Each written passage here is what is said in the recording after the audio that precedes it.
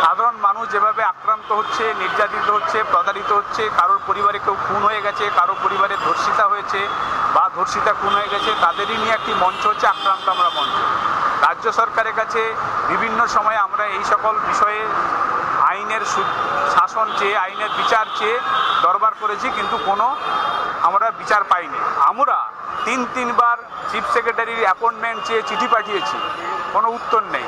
কেন্দ্রীয় স্বরাষ্ট্র মন্ত্রক ফেব্রুয়ারি মাসে প্রথম রিমাইন্ডার এবং মার্চ মাসে দ্বিতীয় রিমাইন্ডার পাঠায় যে এই সমস্ত ঘটনার পরিপ্রেক্ষিতে রাজ্য সরকারকে ব্যবস্থা গ্রহণ করতে এবং কেন্দ্রীয় স্বরাষ্ট্র মন্ত্রককে জানাতে, যাতে কেন্দ্রীয় স্বরাষ্ট্র মন্ত্রক সেটা রাষ্ট্রপতিকে জানাতে পারে।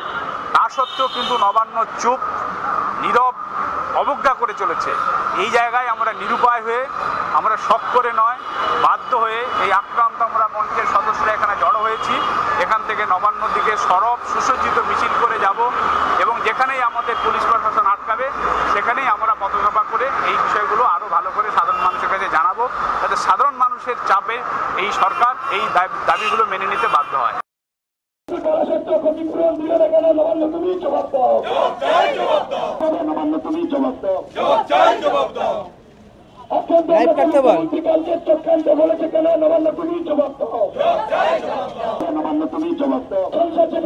পুলিশ কর্মীদের চোর মারে, এখনো বিচার নেই, সাধারণ মানুষের কেন চক্রান্ত করে ফেসাচ্ছে? নবান্ন তুমি জবাব দাও।